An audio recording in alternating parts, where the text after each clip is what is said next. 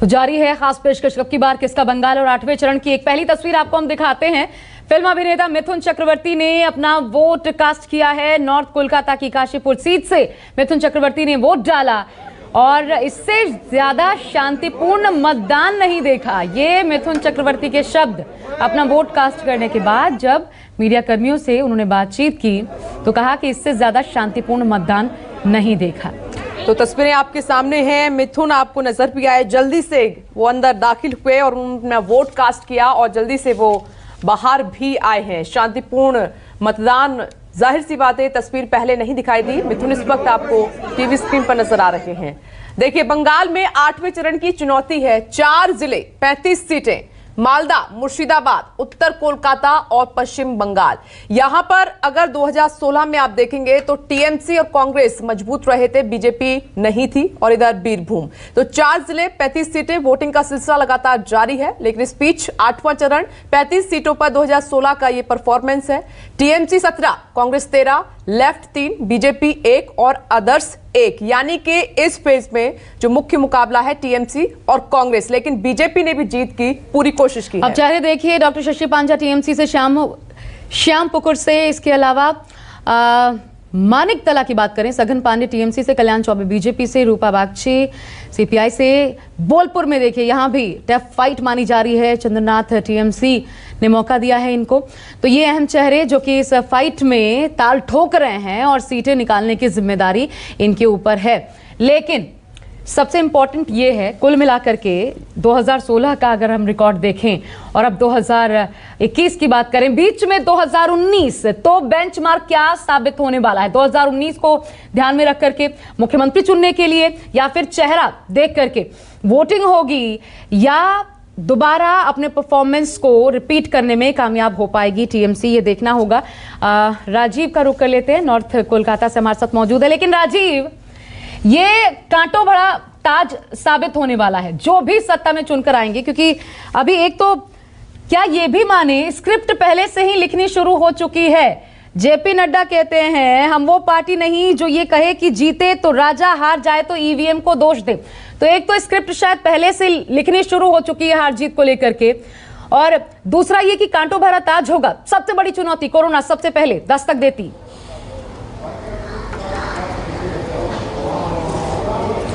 बिल्कुल, जैसे ही नई सरकार बनेगी और आप समझिए कि उस सरकार के सामने सबसे बड़ी चुनौती होगी, क्योंकि जो आशंका है, जो प्रेडिक्शन है साइंटिस्ट का या जो बंगाल स्ट्रेन की बात हो रही है, उसके बाद अगर बंगाल में कोरोना सही में उस तरीके से फैला तो नई सरकार चाहे जिसकी बने उसके लिए सबसे बड़ी चुनौती होगी। जिस तरह के हालात मुंबई, दिल्ली या दूसरे जगहों पर है, अगर वैसे बंगाल में हुए तो हेल्थ इंफ्रास्ट्रक्चर उसके लिए कितना तैयार है, सरकार उसके लिए कितनी तैयार है, ये आने के साथ ही जो कांटों भरा रास्ता है उस सरकार को तय करना पड़ेगा। फिलहाल 8वें चरण का मतदान हो रहा है। हम 2016-19 के हिसाब से बात कर रहे हैं कि अभी क्या होगा, लेकिन हमको ये समझना चाहिए कि चुनाव के दौरान हुगली में पानी बहुत बह गया है। 2016 से बहुत परिस्थितियां बदल चुकी हैं, 2019 से भी परिस्थितियां बदल चुकी हैं। और जब इस चुनाव के परिणाम आएंगे तो एक बात ये भी तय हो जाएगी कि क्या लोकसभा के पैटर्न पर जिस तरीके से मतदान होता है उसी तरीके से राज्यों में भी हो रहा है क्या, और आने वाले राज्यों में जो चुनाव हैं वहाँ भी वैसा होगा क्या। 8वें चरण के मतदान का देखिए जो बहुत धीमी गति है। आमतौर पर आधे घंटे के मतदान के समय हम लोग पोलिंग बूथ पर जाते थे तो वहाँ 150 लोगों की लाइन लगी रहती थी, लेकिन ये देखिए 4-5 लोग हैं और ये लाइन यही खत्म हो जाएगी। एक माता जी हैं जो वोट देकर आई हैं और हमसे कुछ कहना चाह रही थी, आप बोलिए। नहीं, कहना तो कितने आप मुझसे पूछिए तो मैं बोलूँगी। हम ये कर रहे हैं कि ठीक है, आप जो न्यूज़ ले रहे हैं जी, तो मतलब किस एस्पेक्ट में आप ले रहे हैं, किस तरीके से, मतलब क्या आप जानने मांगते हैं कि वोट के बारे में? हम ये, एक तो कोरोना आप देख ही रही हैं बंगाल में इतना फैला है, सीनियर सिटीजन को घर से निकलने में कितना डर लगता है। दूसरा, इलेक्शन हो ही रहा है, वोट देना ही है। तीसरा ये कि आप जब वोट देने आते हो तो आपके दिमाग में क्या है, ये मत बताना कि आपने किसको दिया है, थोड़ा घुमा के बताना। हाँ, सुनिए, बंगाल में जो हम लोग का माहौल है ऐसे जैसे कि चाहे कोरोना हो, पहले 1 साल से आप लोग देखे हैं यहाँ हमारे जो प्रेजेंट सरकार है उसने कोरोना के लिए इतना डील किया था, तो दुनिया पब्लिक का बहुत सेटिस्फेक्शन था। कोरोना का जो हॉस्पिटल्स बने हुए थे, जैसे कि मेडिकल कॉलेज में पूरा, ये सरकारी अस्पताल में एक भी नज़रदारी था, वो प्राइवेट हॉस्पिटल में भी ये बहुत अच्छे तरीके से थे। दूसरी बात है, हम देखते हैं हमारे ये 10 साल में जो प्रेजेंट सरकार है, हमारे लिए तो ये सारा खासकर गांव महलों में सबका, जैसे कि खाने का, रहने का, सहने का, पढ़ाई का, ये सारा देखभाल जैसे करना चाहिए, ऐसा ही मोरलेस हो। आपका वैक्सीनेशन हुआ है? जी जी, हम डॉक्टर हैं ना, हमारा हम डॉक्टर हैं, डॉक्टरी का प्रोफेसर भी हैं, तो हम लोग का हो गया है। और हमारे अभी हमारे सारे हमारा जो ड्राइवर है, हम लोग का सिक्योरिटी है, मेरा, मैं एक्स MP हूँ ना, लोकसभा की एक्स MP हूँ। आप? जी हाँ हाँ हाँ। वो आपके हाथ में ये लोकसभा में देख रहा था, तो आप लोकसभा की MP रही हैं? हाँ तो हाँ, तो सो हमारे जो सिक्योरिटी है, इन लोग सबका वैक्सीनेशन हो गया है। अब देखिए आशा, यही बंगाल है। विपनेश ये ऐसे खड़ी थी, किसी को, आपको भी नहीं अंदाजा रहा होगा कि शुरू में कि ये मेंबर ऑफ पार्लियामेंट रही हैं। बिल्कुल। देश के किसी कोने के member of parliament, x member of parliament को आप ऐसे देख सकते हैं? ये सिर्फ बंगाल के पॉलिटिशियन हैं, और ये सिर्फ बंगाल ऐसी जगह, ये अकेली माता जी खड़ी थी। और मुझे, आपने देखा ही, मैंने बातचीत शुरू की, मुझे कुछ पता नहीं, बातचीत करते करते इनके हाथों में मैंने लोकसभा का ये कार्ड देखा। तो आप कब से कब लोकसभा थी? 14 से 19 तक, 16 ही लोकसभा, इसका पहले जो था। और किस पार्टी से थी? TMC से, TMC तृणमूल कांग्रेस से। तो बहुत संकोच से क्यों ले रही है TMC का नाम? में नहीं कर रहे हैं, हम बोले TMC से, हम बोल रहे थे कि पूरा ऑल इंडिया तृणमूल कांग्रेस, ऐसा बोलूँ क्या, इसीलिए। तो आपकी सीट कौन सी थी? बर्दवान दुर्गापुर था, Burdwan Durgapur, my constituencies name is, it's in that time Burdwan district was single था ना। तो फिर 2019 में नहीं लड़ी? लड़ी तो थी, हाँ हाँ लड़ी थी, थोड़ा सा 2400 वोट में हार गया था। वो भी हमारा 8 मशीन्स गिनाई नहीं हुआ, एंड वो ऐसे ही कर दिया कुछ। चलो एक हार, 100 चुनाव लड़े भी थे। अब उम्मीद था सब कुछ उम्मीद था कि हम जीतेंगे, क्योंकि सब सर्वे में पहले का बाद का सबके कोई नहीं। अच्छा, आपका नाम क्या है? डॉक्टर मुमताज संघमित्रा, मुमताज संघमित्रा। मुमताज भी है, संघमित्रा भी है। मगर हम ऐसे ही, माने बाई बात है मुस्लिम, ये नाम है, दोनों मेरा नाम है, ठीक है। और मेरे हस्बैंड थे, अभी तो गुजर गए, वो जस्टिस नूर आलम चौधरी थे, वो जज साहब थे। ओके, हाँ। और वोट का बारे में आप जो कर रहे थे ना, तो मेरे ख्याल में हम तो खैर, चलिए आप बोलिएगा आप तो TMC का ही हैं, उसके लिए नहीं, हम लोग जब वोट प्रचार में गए वगैरह, सारा सबका एप्रीहेंशन है क्या तृणमूल को आना ही पड़ेगा, मगर पता नहीं क्या होगा। लोग चाहते हैं, सब लोग डरते हैं जो यहाँ हमारे दूसरा महल चाइना आ जाए। लेकिन आप ये तो मानेंगी मुमताज जी कि 2019 में जिस तरह से बीजेपी ने बंगाल की पॉलिटिक्स में एंट्री ली, उससे उसने इस चुनाव को बड़ा क्लोज फाइट में बदल तो दिया है ना? हाँ दिया है, हाँ दिया है, बट फिर भी हम लोग का उम्मीद है कि हम लोग जीते। चलिए, आपने बात की और आपसे मिलके और आपकी इस सादगी से हमें बहुत अच्छा लगा। हमको लगता है कि न्यूज़ 24 के दर्शक जो इस बुलेटिन को देख रहे होंगे। देखिए आशा, विपनेश, किस तरह की फीलिंग आती है जब देश में इस तरह के नेता हो। अभी ये कोई पहले की बात नहीं है, 2019 तक ये लोकसभा की सांसद थी, कुछ महीनों पहले तक। और ये शायद वही विरासत है जो ममता बनर्जी भी आगे बढ़ा रही हैं राजीव। इनको देख करके ये तो कहा ही जा सकता है, और शायद इसलिए लोग इतना ममता बनर्जी को बंगाल में दीदी कहते हैं, पसंद करते हैं। कौन जीते कौन हारे ये एक अलग बात हो सकती है, लेकिन देखिए मनोज पांडे भी हमारे साथ नॉर्थ कोलकाता से इस वक्त मौजूद है, उनका भी रुख कर लेते हैं। और मनोज, आपके पीछे मुझे अच्छी खासी लाइन नजर आ रही है, जरा वहां पर मतदाताओं से बात कीजिए। शहरी मतदाताओं में मसले क्या है?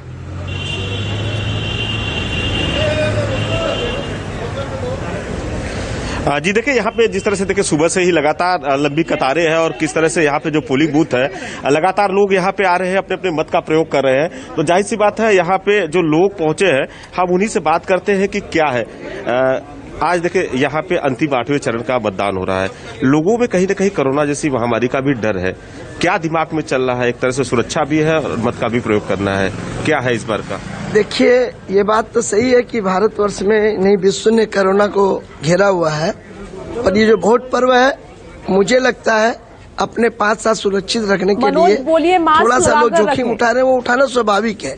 पर मैं यही बोलूंगा जो भी मतदान करने आ रहे हैं वो कोरोना विधि आप लगा लीजिए, कोरोना विधि को माने, क्योंकि ये आपकी स्वयं की सुरक्षा है, इसके लिए किसी और ने बोलना नहीं है। पर मैं जिस तरह मैंने भी देखा क्या लग रहा है कि यहाँ जोड़ा साकू में चुनावी मुद्दा क्या है? चेहरे पे वोटिंग हो रही है या कोई दिमाग में मुद्दा भी चल रहा है कि ये मुद्दा है, और क्या मुद्दा है? देखिए, जोड़ा साकू में मुद्दा तो एक ही है, सिंडिकेट राज को खत्म करना है। यहाँ की जो रणनीति है उसको खत्म करना और विकास को, सबको विकास चाहिए, मैं यही जानता हूँ। जी देखिए, विकास पे बात हो रही है, क्या कहेंगे कि आज जो हो रहा है कोरोना जैसी महामारी, हम लगातार देख रहे हैं कि लंबी लंबी कतारें लगी हुई है, अंतिम चरण में है, लोगों में उत्साह है सुबह सुबह अपने मत का प्रयोग करना। क्या दिमाग में चल रहा है? इस बार कोरोना से बचना भी है और मत का प्रयोग भी करना है। व्यवस्था तो अच्छी है अभी फिलहाल, मतदान भी जरूरी है, हमारा अधिकार है। अब 2 तारीख के बाद मालूम पड़ेगा रिजल्ट क्या होता है। 2 तारीख के बाद रिजल्ट क्या होता है। देखिए यहाँ पे और भी लोग हैं। दादा, क्या कहेंगे इस बार जो चुनाव है, मत का प्रयोग कर रहे हैं? मत का प्रयोग करें फिर सब बताएंगे क्या कहेंगे, पहले मत का प्रयोग कर ले। जी देखिए, यहाँ पे कह सकते हैं कि इस बार जितनी तेज वोटिंग हो रही है, और जाहिर सी बात है कि लंबी कतारें हैं, लेकिन जो पोलिंग है यहाँ पे सुबह सुबह काफी लंबी कतारें हैं, और अंदर में यहाँ पे जिस तरह से लेके जो लोग हैं कहीं न कहीं इसमें चले जा रहे हैं। हम बात कराते हैं, ऐसा कुछ महिलाएं हैं जो यहाँ से अपने मत का प्रयोग करके आई हैं और बैठी हुई हैं, हम उन्हीं से बात करते हैं कि क्या है इस बार, क्या क्या दिमाग में चल रहा है। आपने वोट दे दिया? अभी नहीं दिया है, अभी नहीं दिया, पेपर के लिए वेट कर रही हूँ। अच्छा, क्या लग रहा है कि महिला है और यहाँ पे कोरोना जैसा है, दिमाग में क्या चल रहा है? अपने सुबह सुबह वोट देने आए हैं। अभी तो देखिए, वोट देना तो जरूरी है, ठीक है, वो हम लोग का राइट्स है। बाकी जो कोरोना है उसके लिए प्रिकॉशन भी जरूरी है, बाकी देखते हैं क्या होता है। देखते हैं। यहाँ पे है माता जी है, बैठी हुई है। मतलब आपने वोट दे दिया? नहीं, अभी नहीं दिया है। हाँ। तो क्या चल रहा है? जैसे आप बैठे हैं, सुबह सुबह आए हैं, घर के सारे काम निपटा दिए हैं, कोरोना जैसा है उससे भी बचना है, मत का प्रयोग चल रहा है, क्या दिमाग में चल रहा है इस बार? कोई मुद्दा उद्दा है या किसी? कुछ मुद्दा नहीं है, कोई भी मुद्दा नहीं है। कोई मुद्दा नहीं है।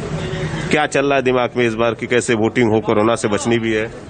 कोरोना से बचेंगे नहीं तो जाएंगे, और क्या है। मत का प्रयोग लेकिन देना है। हाँ, मत का प्रयोग देना है। जी देखिए, साफ तौर पर कह रहे हैं कि मत का प्रयोग देना ठीक है, से, और यहाँ पे तभी बच पाएंगे। क्या स्थिति है? माता जी, आपने वोट दे दिया?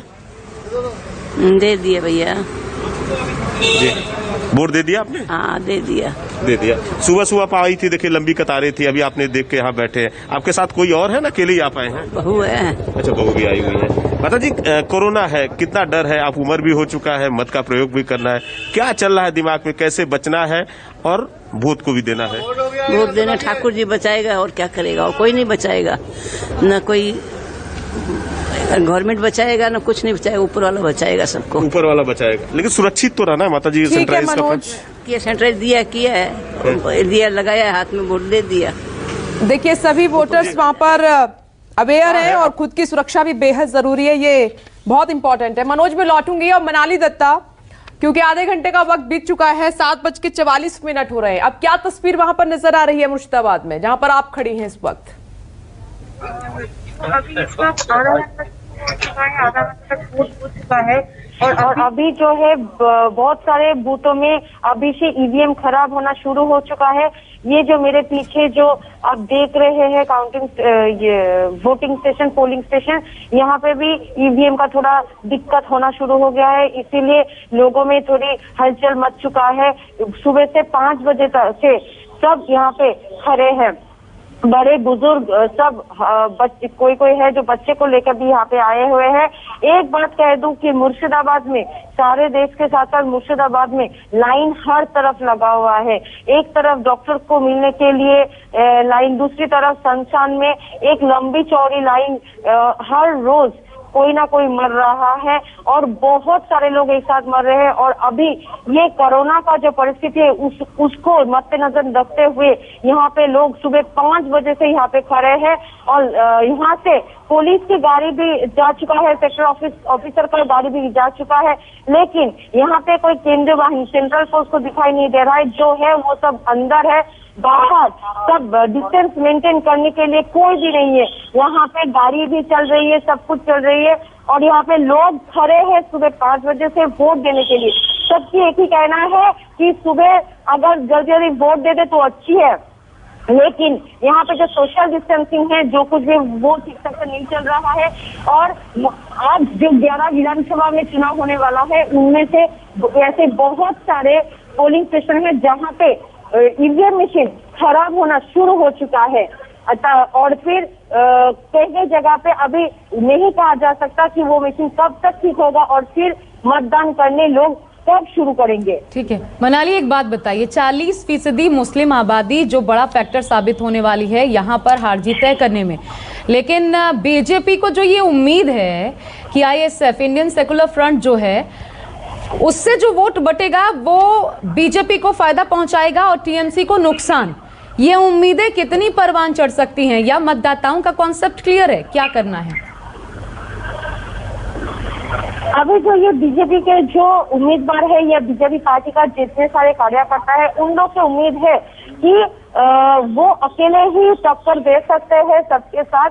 और मुर्शिदाबाद में लगभग 4 से 5 सीट मिलने की बहुत ही आशंका है बीजेपी की तरफ से। और ये लोग बहुत बार कह चुके हैं, उन लोग का कहना है कि कहा गया है कि 200 से ऊपर सीट मिलेगा, 294 सीट में से 200 के ऊपर सीट मिलेगा, बीजेपी को ऐसा कहना है।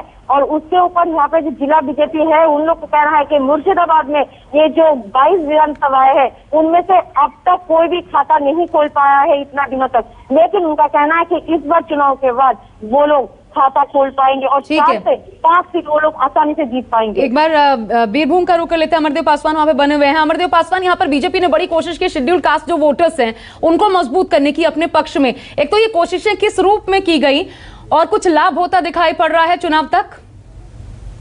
आपको बता दूं कि जिस तरीके से जो कोशिशें जो बीजेपी की तरफ से की जा रही थी, वो टीएमसी की तरफ से भी की जा रही थी, तो कहीं ना कहीं जो है टीएमसी और बीजेपी के बीच में ये जो हिंदू जो वोटर हैं, वो आदिवासी आपका ये जो सिविल कास्ट जो है, ये कहीं ना कहीं बढ़ते हुए नजर आ रहे हैं। यही कारण है कि आप देख सकते हैं कि जिस तरीके से जो लाइनें जो आप देख रहे हैं, वो लोग सभी लोग यहाँ पे धीरे धीरे जुटने शुरू हो गए हैं, जिसके यहाँ पे अपना मताधिकार का प्रयोग करने के लिए लगे हुए हैं। तो इसमें अगर कुछ भी अगर फैसला अगर लेना, वो जल्दबाजी होगी कि हाँ ये सिविल कास्ट के जो लोग हैं, मतदाता हैं, वो बीजेपी की तरफ उनका रुझान है। तो बंटवारा फायदा या नुकसान, जरा जल्दी से एक लाइन में बताइए। इसमें अगर सिविल कास्ट के जो मतदाता अगर बीजेपी की तरफ अगर रुझान अगर उनका उस तरफ हो जाता है, तो कहीं ना कहीं वो तो फायदा होगा ही, क्योंकि जिस तरीके से जो लगातार जो रैलियां हुई बीजेपी की तरफ से, तो कहीं ना कहीं वो प्रभाव पड़ा है, वो दिख रहा है यहाँ पे। तो इसलिए कहा जा सकता है कहीं ना कहीं बीजेपी को इस बार फायदा जरूर मिल सकता है। ठीक है अमरदेव पासवान, आप बने रहे हमारे साथ, एक छोटे से ब्रेक के लिए रुकना है, लेकिन ब्रेक पर जाने से पहले आपको बता दें कि सबसे विश्वसनीय exit poll news 24 today's Chanakya आज शाम 4 बजे से लगातार सबसे सटीक सर्वे आप देखिएगा।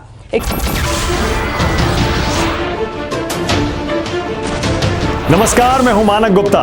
अगर आपको हमारा ये वीडियो पसंद आया हो तो इसे लाइक और शेयर जरूर करें, और हां, हमें सब्सक्राइब और फॉलो करना ना भूलें ताकि आप देश और दुनिया की कोई खबर मिस ना करें। तो जुड़े रहिए हमारे साथ और देखते रहिए न्यूज़ 24।